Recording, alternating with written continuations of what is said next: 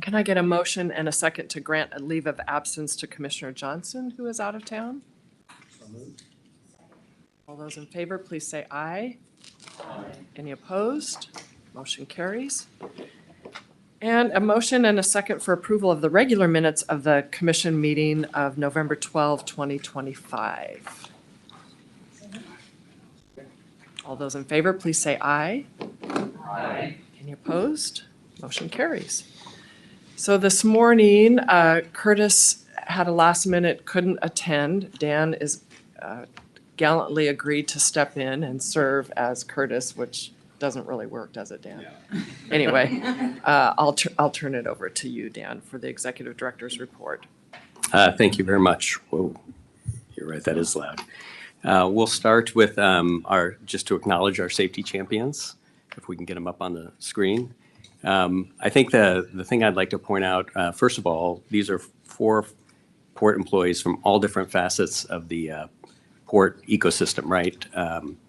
Kristen here at PDX, Jeff at General Aviation out at Hillsboro, Drew is an electrician out in Marine, and Austin is in the navigation division.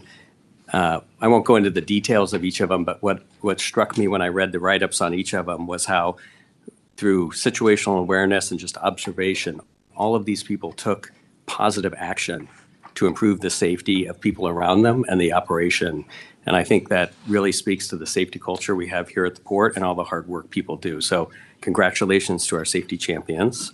And to talk about this month's safety message, I'd like to invite Michael Peterson, electrician lead here at PDX, up to talk.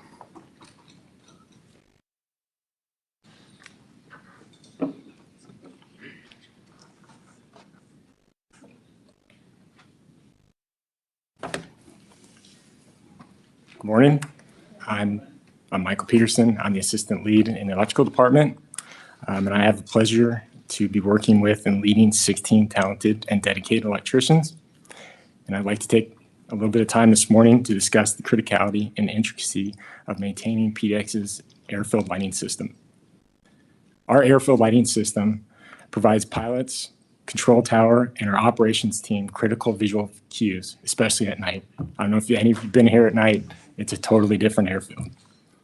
It allows pilots to judge altitude and runway orientation, and allows our control tower to accurately observe taxi routes and ground traffic. It allows our operations team to maintain obstacle awareness and keep all the airport's moving parts flowing safely and efficiently. When split-second decisions need to be made, these lighting systems can be the difference between a safe landing and a serious incident. Maintaining the system is not as simple as disconnecting a string of Christmas tree lights or replacing a light bulb. It's a complex electrical system that must be performed flawlessly in all weather at all times.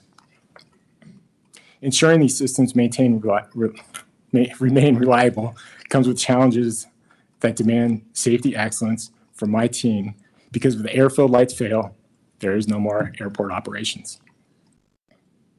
Air-filled lighting circuits are spread across all active runways and taxiways, and the windows and opportunity to maintain these systems is getting tighter and tighter.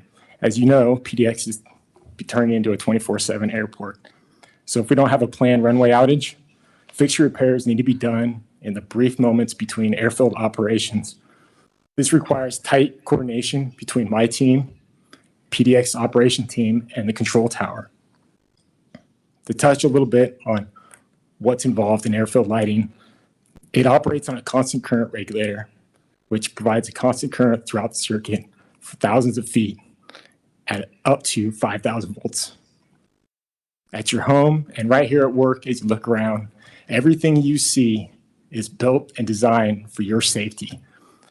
On the airfield, in stark contrast, there are no safeties. At the voltages the regulators operate at, they will find a way to complete the circuit, going through metal cans, going through water and conduits, and unfortunately through an electrician that makes their way into the circuit. This sacrifice gives the best opportunity for the lights to remain on, even when the health of the circuit is in a critical state. This helps keep the most dangerous part of air travel as safe as we can make it. After recently celebrating my 15-year anniversary here at the port and seeing that picture, it's hard to not reflect on where we came from and where we are today. Long gone is the days of going on the airfield by yourself or working on fixtures on an energized circuit. And thanks to our partners at the FAA, we find ourselves once again on the precipice of rethinking how we maintain our airfield. We will be expanding our existing programs like bolt torquing and photometric testing and installing new ones like more regular checks on our different lighting control systems and an in-depth recording of all the issues we find. This is an unrelenting system by necessity and critical for the safety of the pilots, the air traffic controllers, the ground crews, those that live and work around the airport, and of course, the millions of travelers we serve. Cutting corners is simply just not an option for my team. I thank you for your time, and I wish you all a wonderful and safe holiday. Thank you, Michael. That was wonderful. I really appreciate it. And just a reminder, when we talk at the airport, the number one issue is airfield safety. Keeping people safe, and the most dangerous part of the journey is the takeoff and landings and taxiways, and really appreciate you and your team's work on that. Thank you. Bro. When I sit in the audience as a chief and not up here, I always think Curtis doesn't have a lot to say, but he left me a lot of notes today. I'll start with just recapping the Governor's Economic Prosperity Council announcement last Tuesday that Governor Kotek announced a prosperity roadmap plan for getting Oregon's economy back on track. Curtis is going to co-chair that work in partnership with Renee James of Ampere Computing. And they really have three goals as they move through that prosperity roadmap. That's to retain and grow Oregon jobs and businesses, catalyze new job creation, and accelerate Oregon economic growth. I know Curtis is very excited about this. I know he was engaged with many leaders Monday at the Oregon Business Summit, but he also acknowledges that confronting these challenges really requires collaborative leadership across all sectors, pulling together voices from business, labor, and our communities. And I know he's enthusiastic about that work, and I know our team is as well in supporting that. We're also getting close to the transition at Terminal 6 at the container terminal. We're working diligently with Harbor Industrial on a seamless transfer of the operation at T6. That'll be obviously a big watershed moment for the port, but also for the container terminal. Keeping that running really provides international shipping to the many industries that rely on it and keeps costs lower and emissions lower if we can keep container shipping here in the Portland area. So that's good for the economy and the environment, of course, moving forward. We're very excited about Harbor's tenure. We're looking forward to partnering with them and supporting them in the best way possible. And just a reminder that how important this is for not just the Portland metro area, but the entire state, which is so trade dependent, and for all Oregonians. On an upswing note at PDX, we've had some really good numbers in terms of travel at PDX. October's preliminary numbers showed we were up 4.7% year over year in October.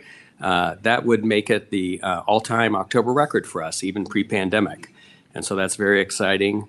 And we think Thanksgiving was also very big for us. There were about 380,000 people traveling through PDX over the Thanksgiving holiday, which will make it one of our largest holidays ever, more than 4% from last year as well. And thanks to PDX employees, but a specific shout out to federal employees, right? It's easy to forget or move past the fact that we had this extended government shutdown. Just wanted to call out the employees of the FAA, Customs and Border Protection, and TSA that continue to show up, many of them without pay. I think it really talks to the community at PDX, and also just noting our call-out rates were much lower than nationwide, and we really didn't experience any operational impacts due to the government shutdown, and that really reflects well on our federal employees here at PDX, so really appreciating them today. We also like to announce Vince was able to join our partners at ZGF for the receiving the Wholesome Foundation for Sustainable Construction's Regional Award for the PDX Main Terminal expansion. That's a award that really recognizes the ability of projects to unite sustainable design with construction and architectural excellence.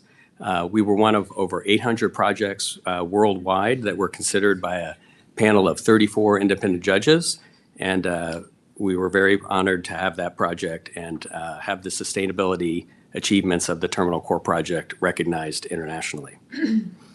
We also have announced, talking about environmental, we have the return of what we call the Green Plate program at PDX.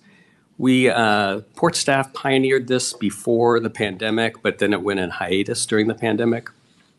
This is a great program to allow people in the terminal at the concessions to use, I'll call them real plates and silverware versus to-go items that are disposable.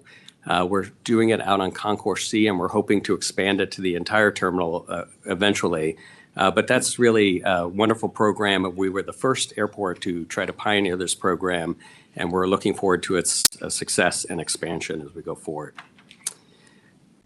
Tonight, there's an event for the port staff to join our project partners, Verde and Bonneville Environmental Foundation, along with the PDX Community Solar subscribers to celebrate the PDX Community Solar launch here in North Portland.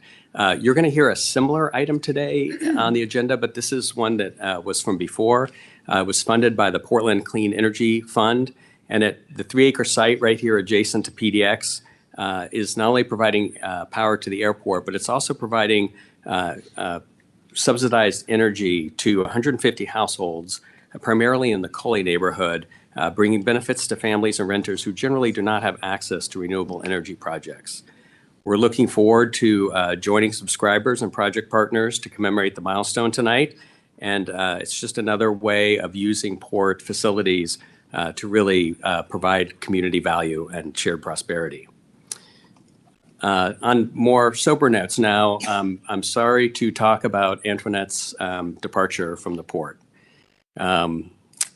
It hit me the other day, and although I joked around that I don't have to follow the budget limits now, the truth is we're very, yeah, I know, we're very excited. Antoinette has just a spectacular opportunity and has accepted a position as the Deputy Executive Director and Chief Financial Officer for the Los Angeles World Airports. So congratulations, Antoinette. Thanks to Antoinette's leadership, we are in a more stable financial outlook.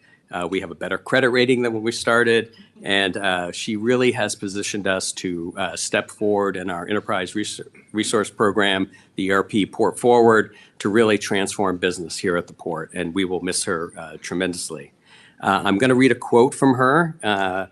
The port provided me with an amazing platform to grow and build the skills needed to land my dream job.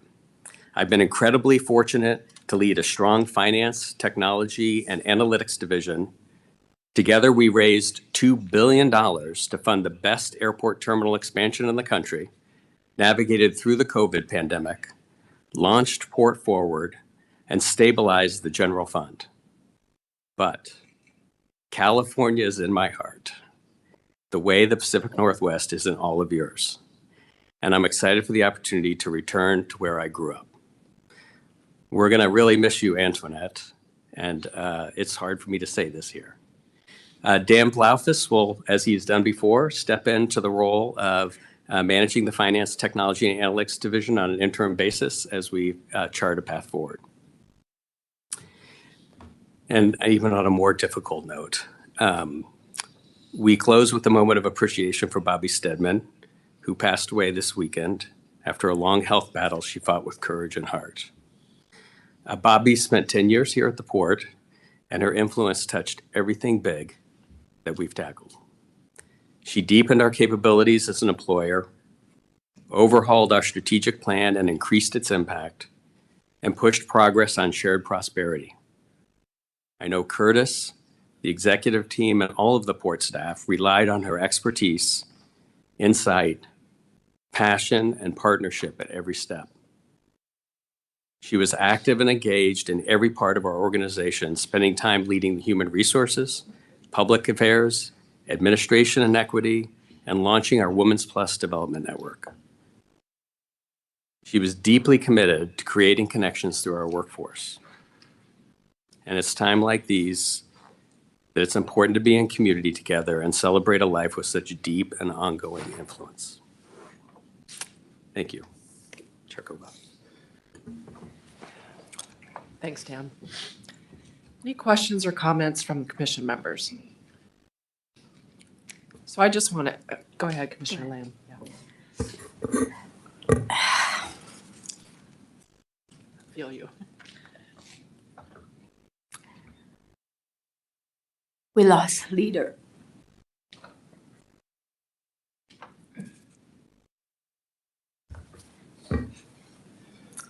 And I was so sad to hear Antoinette's leaving our airport.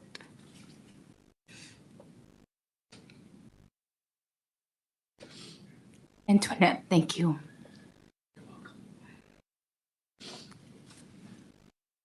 You lead us through a generational challenge.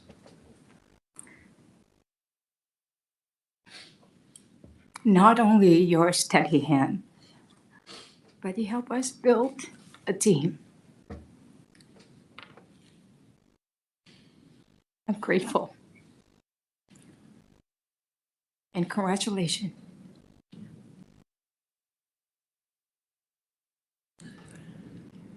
Other comments? Sorry. All shed tears. I know there's a lot there. I am probably one of the port commissioners here with like the least math skills. Like I went to a college where there were no core requirements, so I didn't have to take math, and so I really have appreciate people who math and do all of those calculations. And I said this in a message to Antoinette, but I am really going to miss the way that the banter can happen between Commissioner Johnson, Rukiah Adams, like how you all will really like go back and forth about finances and knowing that you know it to that incredible depth. And I just appreciate your leadership. So thank you. So a couple things. First of all, I want to echo the thanks to our federal employees that worked during the shutdown. It was incredible, and I know I had the chance to thank a few of them as I traveled through the airport, and they kind of looked at me in surprise for the thank you, but I felt like they felt they were in the right place and working. And also to all the people who donated food and the concessionaires who supported the employees. I think that just demonstrates what the spirit of Oregon is, and that we don't view each other differently. We're all one big family, and so that was very heartening to hear and to see as well. And Bobby's loss hits us hard. It really does, and that's what happens when we lose special people. And I think if Bobby was here, what she would say to us is make sure that we're saying thank you to those that we surround ourselves with every day while they're still here. So I also want to take a chance to thank my colleagues on the commission, the incredible staff, the public who has so much interest in the port, and remember, especially during this season, to give each other an extra long hug and thanks for all that we do. And Antoinette, gosh, we are going to miss you. You have brought so much to the port. But for those of us that are in leadership positions, we know that part of our job is to develop people and to give them opportunities. We had a saying in our family, and I have it in my house, about roots and wings.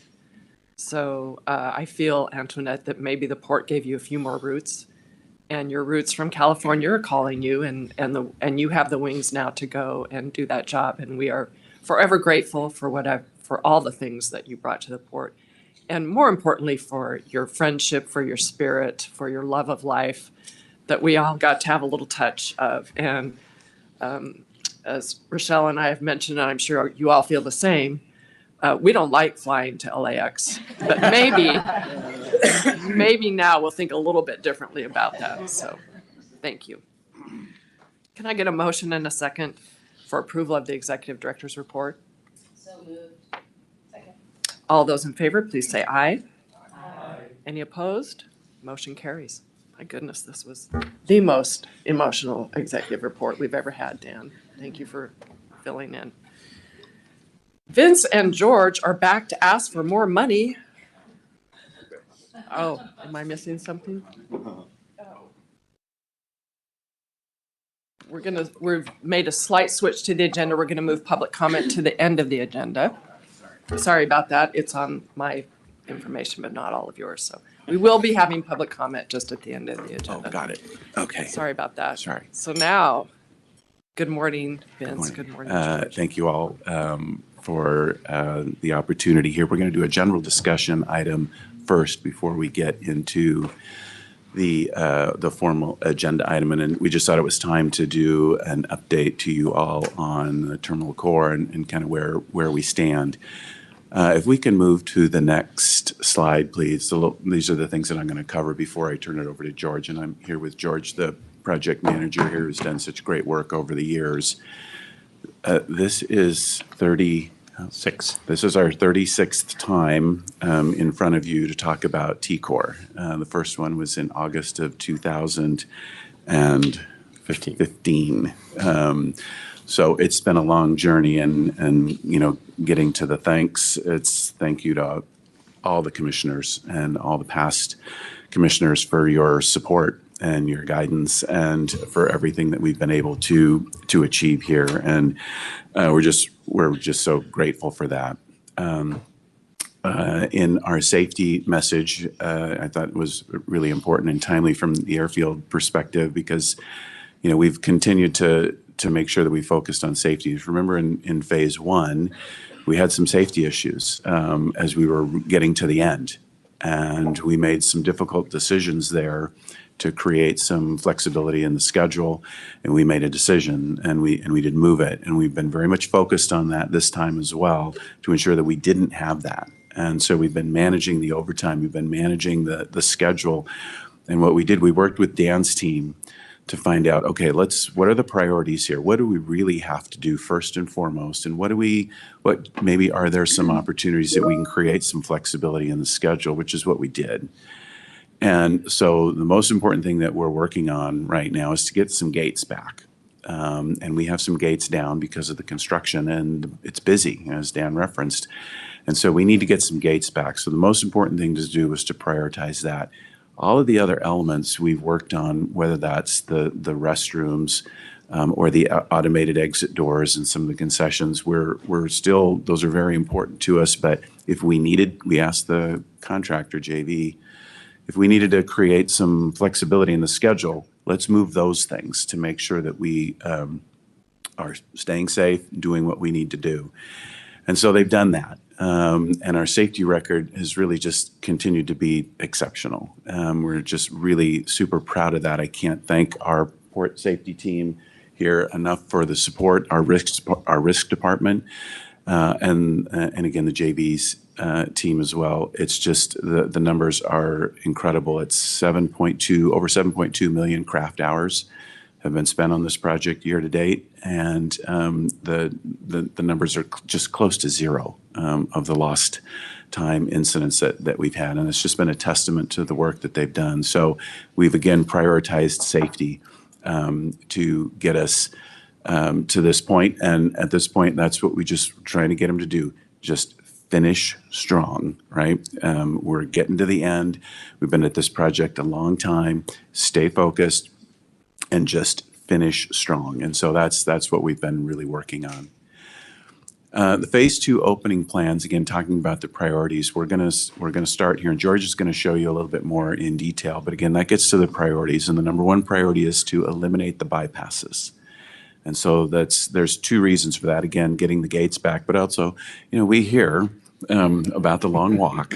And so we will get to that one first on the south side, just in January, coming up in about the 19th of January, we'll eliminate that long walk. And then the north side is about 6 weeks or so behind that. So it'll be middle of March or so when we get to removing the bypasses. We still won't open all the rest of the facilities. We're still working on the details of that, and I'll let George go through that. But again, eliminating the walk and getting the gates back, those have been the priorities. So we've moved some of the dates a little bit. The nice thing, this is a much less complicated opening than the first one with all the ticketing and security and everything else. So it's a much simpler plan. When you look at the closeout plans after we get the building open here in April-ish sometime, it really just becomes a cleanup. And so it's a phase out, a phasing that's more of just a cleanup. So we get rid of the bypasses, we start to do the pavement, get the gates back in place, and really start to clean up the site. And so the workforce will start to decline rapidly at that point in time. There's still over 600 people out there working every day, getting all the finished work, a lot of trade stacking that goes on.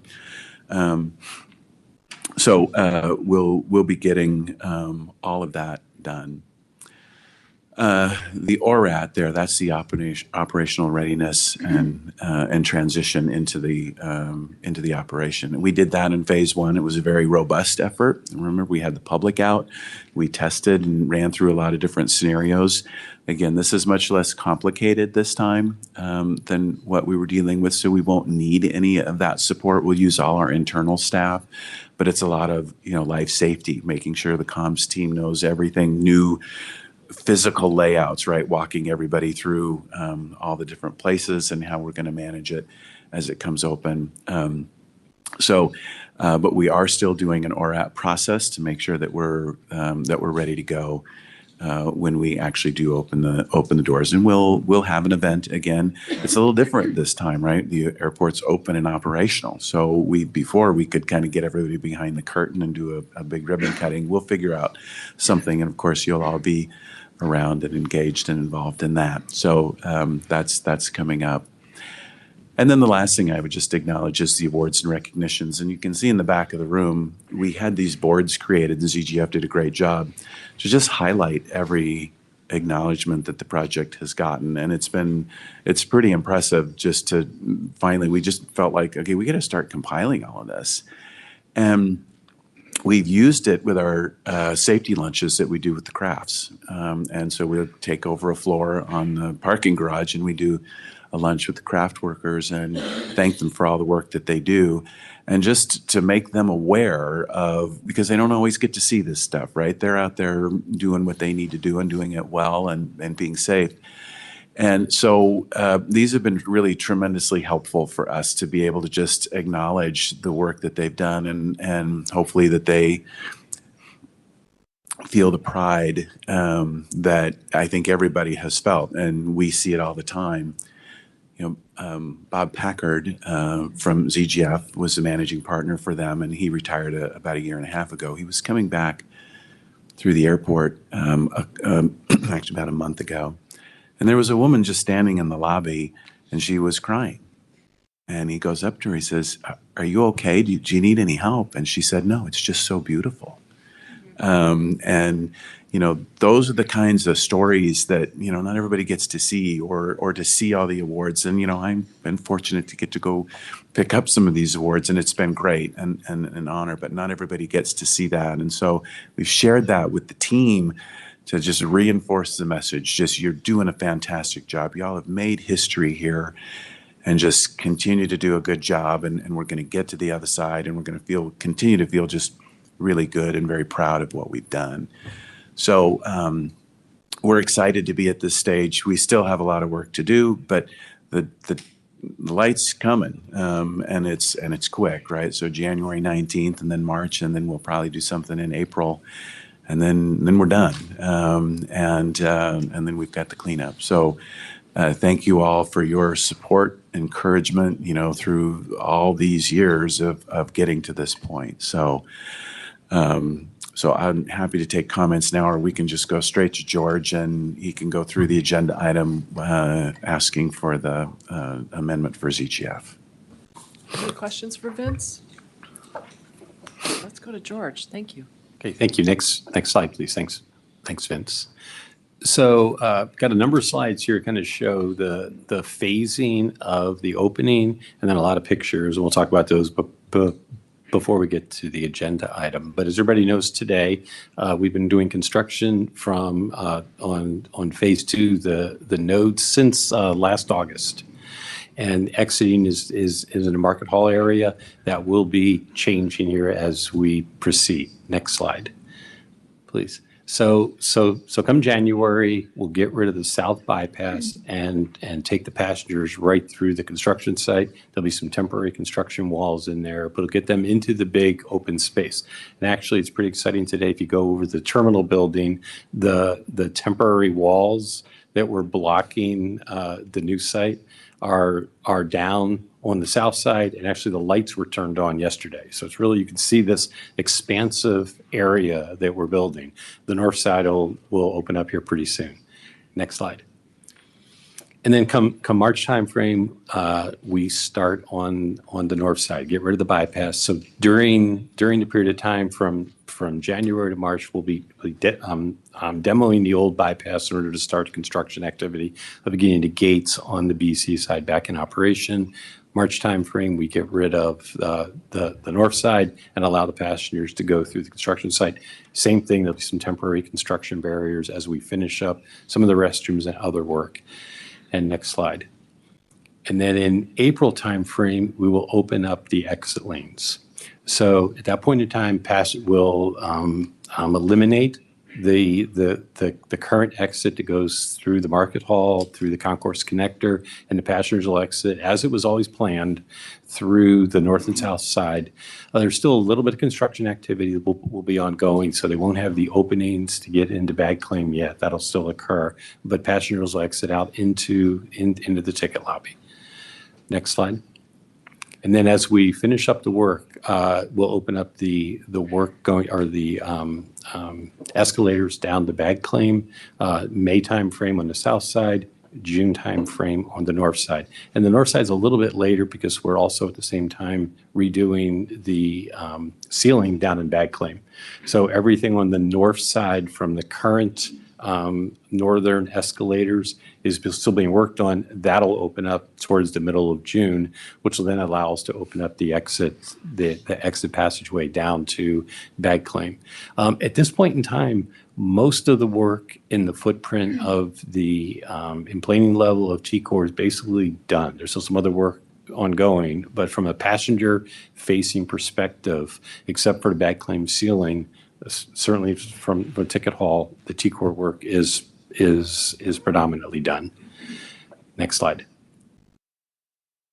So a couple of milestones. We've talked about some of these already, so I'll kind of skip halfway down there. But a couple other milestones going on. April, the conference center will open up towards the end of April.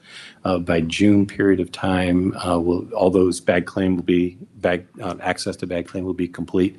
By the end of the year, really the plan is we have at that point in time completed all the exterior work around the bypasses. They're gone. The gates are all back in operation. We're going to phase those over the summer, and then also coordinate that work with the Taxiway K project that Commission will see, I believe, next month. That'll do some work up at Taxiway K, so we can get the gates back in operation. So we can take a couple of them down when Taxiway K needs repair to the taxiway. So by the end of the year, we've completed those exterior pavement. All the gates are back in operation, and then the Concourse C restroom, where the Alaska Lounge is today, gets reconstructed when Alaska opens up their new lounge. And then through 27, the work is pretty much just completing the bag claim ceiling. Like a couple of images to show what that's going to look like. Next slide, please. So just a series of pictures here, September timeframe. You can see the bypass on the south side. Where the bypass goes into Concourse B, that's gate B2. The plan is to get that back up in operation in July. And then when the bypass goes away, right in the middle of that area is the new gate B1, which will be under the Alaska Lounge, and that should be in the September timeframe. It's kind of hard to see here, but on the far right-hand side, there's the Alamac, which was a temporary elevator to get up to the roof section. That's actually gone right now. So that will start opening up our front entrance to the building and making things just look a little better as we kind of get through construction, get back to just an operating terminal. Next slide, please. This is the arrival opening in October timeframe. At this point in time, on the far right-hand side, the stone wall is up, the terrazzo is being installed, and that'll open up to the passengers in the May timeframe. Next slide. The South Arrival Plaza. So as the passengers go between Concourse B and Concourse C, on the right-hand side will be a congregation area for the passengers. You can see the wood flooring being installed in this area. This area will probably open up in the March timeframe. And you can see kind of in the distance there on the left is some of the concessions will be PAL Books and Columbia. Next slide. And those actually are the concessions from the Alaska Lounge on the left side, and that is on the right, which just when we started and turned the concession over to Columbia. On the north side, we're doing the same thing. We're in the process of turning those key concessions as you come out of security over to the concessions to construct. And I'm almost 100% sure that when we open in January, the PALs and Columbia will open with opening up the exitway for the passengers. Next slide. So here's the south node. Just last week, you can kind of see or a couple weeks, the all user restrooms there on the left hand or the lower right, and then behind it is the post security all user restrooms and the exit ways there to the left area. Next slide. North node, kind of the same thing. It's about 6-7 weeks behind the south. Always plan that way. But you'll see some of the gates coming back here. You see the roof as we're putting it in September. Next slide. And here is the kind of similar to south, about the same period of time. You can just see there, it's a little bit further behind. The exit lane's kind of right in front of us, and you all use your restrooms are there to the left. Next slide. Here's a couple of pictures just live from yesterday. So you can see the lights installed and operating the space as the exit lanes being constructed. The exit lanes will actually be complete, ready for ORET testing in January, but we're not going to actually open it up until we get further along, because we'll still be working on some of the area outside of that space. And the next slide. I think will show us the passageways. This will be the passengers coming out of Concourse B, walking towards Concourse C in the exit lane. On the right-hand side will be the mosaic around some new restrooms that'll become operational in February timeframe. And then as you go kind of past that mosaic, to the right-hand side is that exit plaza that will open up in March. Next slide. Oh, okay. So bag claim. So that's what bag claim looks like today. I actually had a story from walking around the exit area today, and somebody coming by, an older gentleman, his daughter was meeting him, and she said, he was just excited. He said, "I don't recognize anything here." And she said, "Don't worry, Dad, you'll recognize bag claim." This is what it looks like today. He won't when we're done. Next slide, please. So the plan is to upgrade the bag claim finishes, replace the ceiling, replace the lighting, brighten up the space. And hopefully somebody won't recognize it going forward. Next slide. Okay, that's it. Questions? Thank you, George. Questions?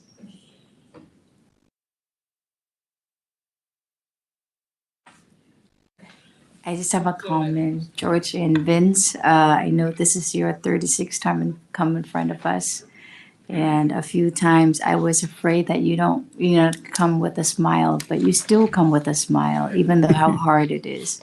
You make it so easy with a few slides in the timeline. Within weeks and months, you get these huge projects done. That's impressive.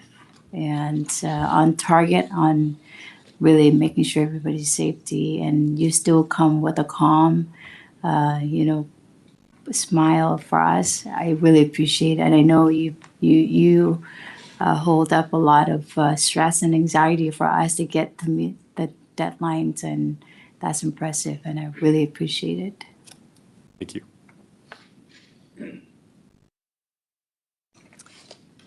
Commissioner Strader. Sorry, I'm in the kid's seat here.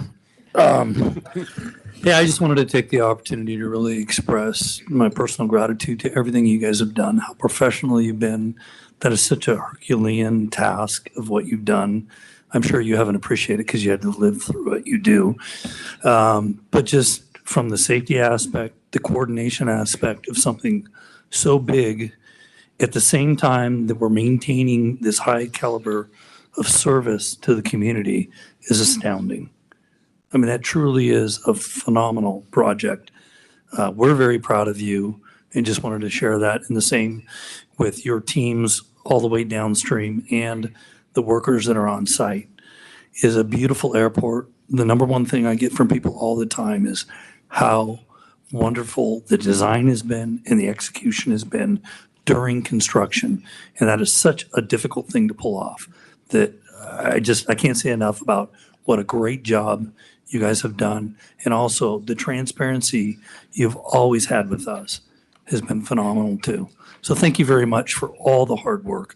I know we're kind of on the end of the project. It's coming to fruition. But just cannot say enough about how professional you guys have been, the way you've handled it. All of our players have done a phenomenal job. There's a reason why these awards have been awarded to you. It's because of the diligence and the hard work that you guys have put forth. So anyway, personally, very proud of you, very proud of our area. As much as we've maybe taken a black eye lately since COVID forward, I think this has actually been a linchpin for the state. And this is something that we can look towards that has been accomplished, that we should embrace in this area of what we're proud about in the Portland area, in the state, and in the Northwest at large. Once again, thank you. Thank you. I just want to say thank you for all this. Vince and I get to sit up here all the time, but we've got an incredible team behind us, both from the port side, from the Hoffman Scantia joint venture, the ZGF, all of their subcontractors, the craft workers, everyone. We've just got we're just the tip of the spear here. We have an incredible team behind us. Please make sure you share our thanks to them as well. All right, why don't we move to the action item? First agenda item. Okay, next slide. We'll just skip Vince's introduction. I think he's already done it. So today we're asking for an amendment to ZGF's contract to provide for construction administration services. Construction administration, if you remember, is really based upon the support to make sure what's being built is what was in the design. It's answering requests for informations, it's doing punch lists, it's doing all of that work to make sure that we're getting what we paid for. So we're asking to amend our contract for about $6.8 million that will get us through really the end of 26. There's a chance we'll be back again this time next year to amend it for the remaining period of time. Next slide. So I keep having to adjust the schedule and shrink it down because to try to fit it in there. But as Vince said, we've been doing this for over 10 years. We still probably have till 27 to get the bag claim ceiling done. And this is number 36. Next slide. So budget-wise, we are tracking what we've committed to. It's $2.15 billion overall budget. We've got about $15 million of contingency available. That's about 7 to 8% of what we have actually left to spend. At this point in time, almost all contracts have been let from the joint venture. There's just a couple of small contracts for kind of final cleanup as we get to the end. Less than I think $500,000 to $600,000 worth of contracts to award. So it's really covering things that occur that are unknown in the field. From a small business perspective, we are tracking to the goals that we've established. Next slide. To date, we've got about $218.5 million to ZGF. With this amendment will be $225 million. We anticipate about $3 million total. we'll see how how we get to the final closeout and the final schedule for bad claim, if we need to come back to commission again or not. Next slide. Staff recommends approval of the executive director's recommendation to amend this contract with ZGF. Thank you. Thank you. Any questions, comments? Okay, can I get a motion and a second for approval of the executive director's recommendation? All those in favor, please say aye. Aye. Any opposed? Motion carries. Carry on. Kimberly, good morning. Good morning, President Koba and commissioners. Ooh, that's a little loud. Really pleased to be able to introduce you to Stephen Curtis, who has recently joined the port. So this is his first item, and it's a good one. He's going to be talking about a proposed long-term ground lease that will enable Bonneville Environmental Foundation to build and operate a solar array, as well as a subscription agreement that will enable the port to access some of that energy at a lot that we call Lot J. These agreements advance three key priorities for the port. So the first is that it contributes to our climate objectives. As you know, we are reliant on a cleaner grid in order to achieve our goal of achieving carbon neutrality by 2050. This is a small but meaningful investment towards accessing additional clean, renewable energy. So this is an important step towards that objective. And the second is that it advances shared prosperity priorities.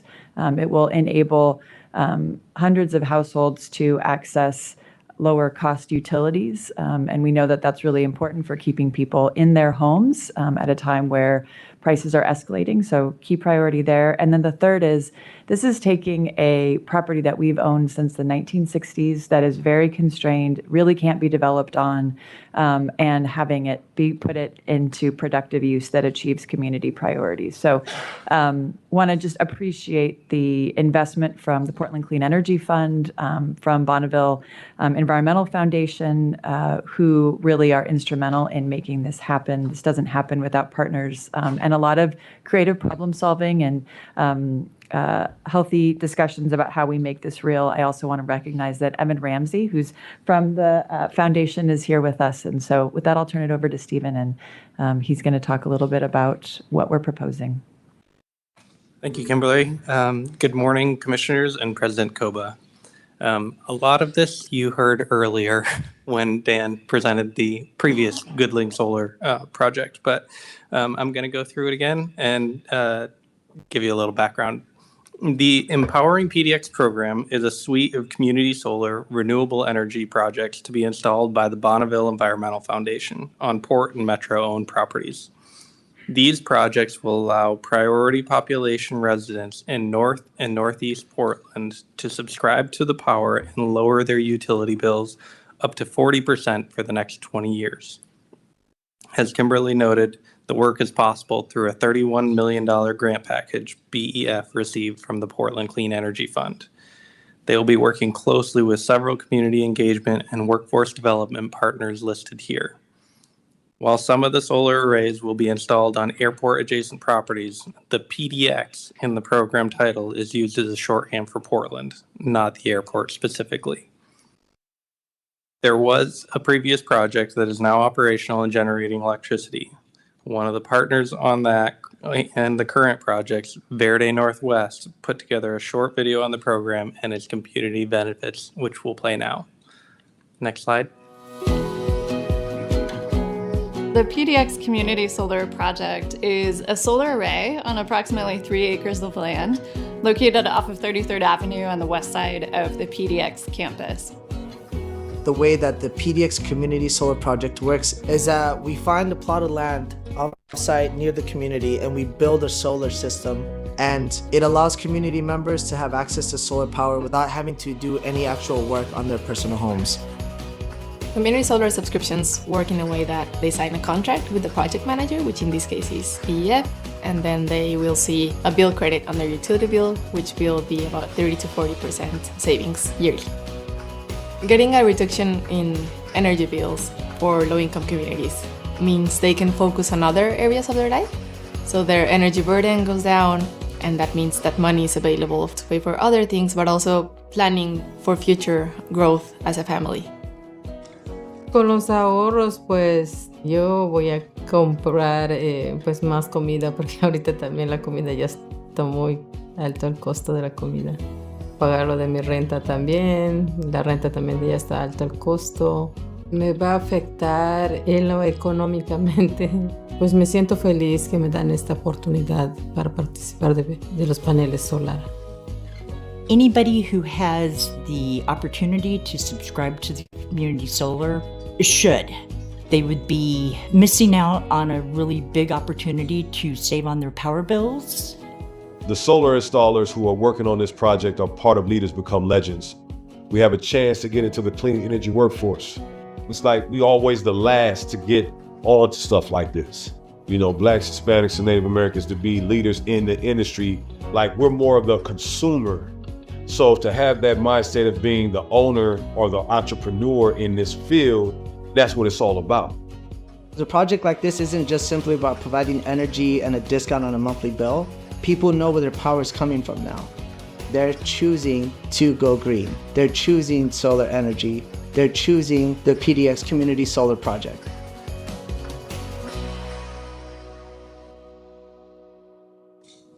All right, we can go to the next slide.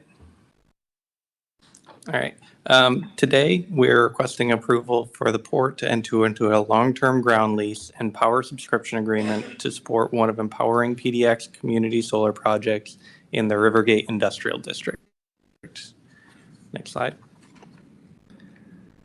As a brief recap of Commission actions in the past and the future, you saw the video on the PDX Community Solar Array in the Goodling Annex that was approved in March 2024 by this Commission. Since then, we've been working with BEF to construct additional community solar arrays on other port-owned properties, including this one at Rivergate. Other airport-adjacent community solar projects are expected to be presented to Commission sometime in 2026. Next slide.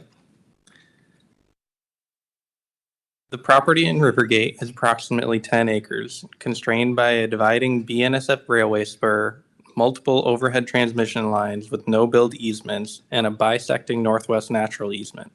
Due to the constraints, the property has been vacant with little to no interest from other developers. The proposed 2.04 megawatt solar array is targeted to serve 288 low-income households at a discounted rate with up to $3.2 million in lifetime household savings. This is an excellent opportunity to activate an underperforming constrained remnant parcel with a financial and shared prosperity benefit. Next slide. The business terms outlined here will bring a remnant parcel annual revenue at fair market value considering its constraints. Under the lease, BEF will also manage the entire property, relieving the burden from port property management staff. This shared prosperity, mission-driven project is projected to provide $1.4 million in general fund revenue and benefits on an otherwise unusable piece of property. Next slide. Staff recommends the Executive Director's recommendation to approve the long-term ground lease and power subscription agreement. I'm here to answer any questions you may have. Thank you, Stephen. Exciting project. Questions or comments from the Commission? Commissioner Luther. I don't have any questions, but I just want to commend you and the staff for, I love it when mission and purpose and economic prosperity comes together. And this feels like such a great use of non-utilized port property in the public interest. And it feels to me that this is sort of that triple bottom line type of win that I always appreciate the port's creativity and also resourcefulness to bring community partners together. It really is a wonderful story, and appreciate the work and creativity in pulling the work together. I know it's not easy. Thank you. Any other questions or comments? Okay. Can I get a motion and second for approval of the Executive Director's recommendation? All those in favor, please say aye. Aye. Any opposed? Motion carries. Thank you. Thank you. All right, we will move to public comment. And again, the port appreciates the interest that the public shows in the port, and your comments and testimony are indeed important to us. Colleagues, we did receive written comments from Dan McFarlane, which you should have in your inbox. And then, as usual, for those providing comments this morning, I do ask that you limit those to 2 minutes, and I will gently remind you when we are reaching the end of your 2-minute period. I believe we have a couple of individuals here in person today. I think I see Mickey Barnes. So why don't we start with you, Mickey? Welcome.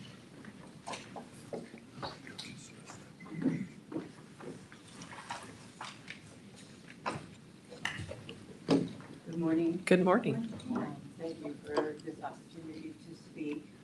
I want to state, and my opposition, adamant opposition to a detention center at PDX, Hillsborough, Troutdale, or any other Oregon airport. I'm sorry, Commissioner Koga, members of the Board of Commissioners. I back up a little bit here. Stories of racism, bigotry, human rights violations, mistreatment, and abuse at the hands of ICE agents and those held in ICE detention centers abound. Young children being incarcerated and separated from their parents, high school students voicing fears that their parents may be gone when they return home from school, hooded ICE agents breaking car windows and aggressively forcing people out of their vehicles, residents mourning the loss of a parent or family member who was deported, often under suspicious and unsubstantiated circumstances. The severity of the situation has led to 4 municipalities in Washington County declaring a state of emergency, including Washington County, Hillsborough, Forest Grove, and Cornelius. Residents of these jurisdictions have expressed concern about Black Hawk ICE helicopters flying out of the Hillsborough Airport. To the south, Salem and Woodburn have also declared states of emergency. This current reign of terror is being heartlessly carried out by an authoritarian regime that exacts transactional requirements in exchange for government funding. According to current policies issued by the Trump administration, federal transportation funding now requires cooperation and complicity with draconian immigration policies, as well as the revocation of DEI initiatives. I urge the port to hold firm to the fundamental values that hold a civilized society together: compassion, empathy, and respect for all people. Please, I implore you to refuse all FAA and federal grant money that requires you to comply with the unfair, unjust, inhuman, and ruthless immigration policies of the Trump administration. In addition, I will be urging the Oregon legislature to ban all state funding for airports that agree to comply with Trump's ICE and deportation policies. Please include this testimony in the full meeting minutes, and I want to sincerely extend my condolences over the loss of your coworker. So thank you. We appreciate that. Thank you very much, and thank you for your comments. Is David Barnes here? Yes. Good morning, Mr. Barnes.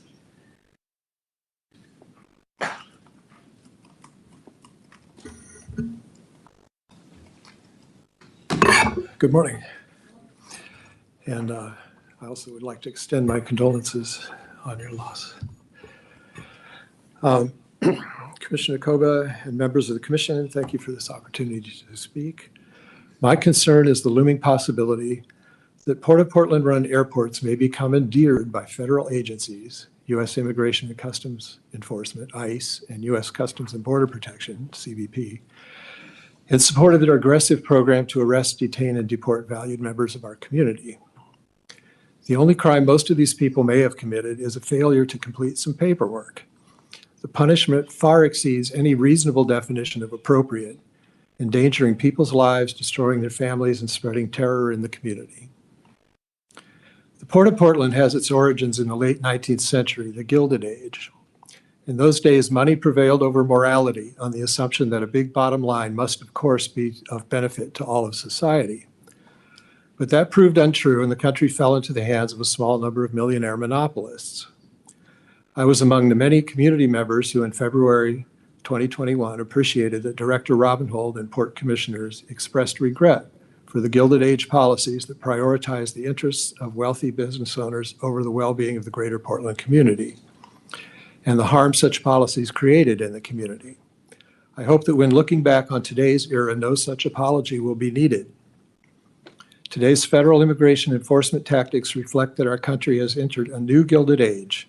The actions of ICE and CBP, born in greed and malice, cause immediate damage to the port's community and have consequences that will extend for years into the future. The Port of Portland as an institution plays a major role in the Portland region and the state of Oregon. I urge the port to resist any complicity in the deeply damaging, inhumane tactics of ICE and instead seek every opportunity to promote humane and proactive treatment for our friends and neighbors who live in our community and belong here. Please include my comments in the meeting minutes. Thank you very much. Thank you, Mr. Barnes. And I believe we have two individuals joining us virtually. Blaine Ackley. Yeah, that's me. Can you hear me? We can hear you. Okay, thank Thank you. you very much. President Coba, commissioners. I come before you today for 4 issues. The first one is the ICE, or otherwise known as Airport Alcatraz. And I urge you to join our U.S. senators and most of our congressional delegation in Oregon to oppose any activity by ICE at Portland airports. The second issue, I come before you to tell you that I've just learned that a Utah Valley Flight School operating out of Provo, Utah, is going to stop using leaded avgas in all of their training flights. And I'm just wondering when Portland is going to follow suit and do the same, or will we be one of the last in the nation to do anything about leaded aircraft fuel? And associated with that is, if you look at Flight Tracker around the Hillsborough Airport, you'll see a rectangular pattern of flights from the flight school that just surround the Hillsborough area with their lead contamination. And it's almost unconscionable that they can spread a toxic poison without anyone doing anything about it. And the fourth and last thing is the port's strategic plan for getting rid of leaded fuel mentioned a 2016 study about the health and safety of lead contaminants as being low, but that was when there was no lead standard, really, and now the lead standard is no lead is any good. So why not invest in a voluntary program to test people who live within the vicinity of the airport, their children, or the people for the lead content in their blood? You Mr. are Ackley, appointed you by are- the governor. I'm And kindly you- interrupting you. Sorry, we are at over 2 minutes. So if you have a chance to wrap up your comments, that would be great. Okay, I am. You are appointed by the governor, and on behalf of the citizens of Oregon, and I urge you to do your job and protect the citizens of our community. Thank you. Thank you very much. Our final person who would like to testify is Elena Burgazova. Good morning, Commission. I'm also expressing my condolences with the lost worker. The reason I'm here today is aircraft noise in Southwest Portland. We have been reporting this for last 5 years and no one is helping. So our first contact was Port of Portland Noise Management, and they're just finger pointing to the FAA, and the FAA that we contacted refers us back to the local airport to deal with the issue. We are 30 minutes away from the airport and we should not be impacted.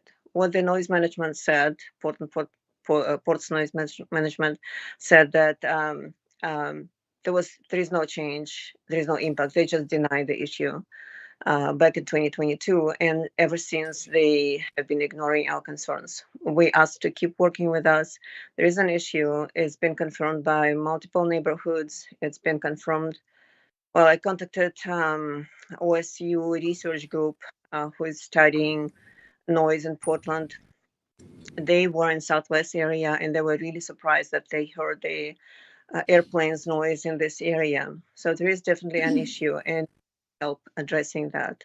It's been 5 years. Our lives are being destroyed. It's devastating how loud and low airplanes are. So this is a result of Next Gen program.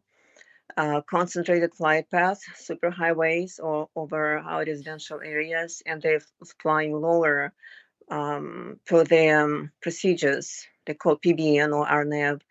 So this is all causing the issue for communities that are away from the airport. So we're asking your help to help the Port of Portland Noise Management keep working with us and not ignoring and not denying our concern. Thank you. Thank you for your comments. That's everyone who signed up to testify. Dan, you might have something to say. Thank you, Commissioner Kova. I just wanted, normally we don't respond to public comment, but I did want to just make a statement that PDX has not received any communication or request from the Department of Homeland Security or from any federal contractors to use airport land or facilities for immigration operations. So I just wanted to be clear about that and let the commission know that that's the state today. Thank you. We'll continue to monitor the situation. We appreciate that clarity. Thank you. Colleagues, this is the end of our agenda for today, and was a full of emotion meeting, but that's okay. And I just also want to say, as we are in the holiday season, that I wish you all the best. I won't see you again probably until next year, but in the meantime, please, thank you for all you do. Thank you to the staff for all you do. Antoinette, adios. And please do enjoy special time with friends and families during the holiday. Take care, everyone. Meeting is adjourned.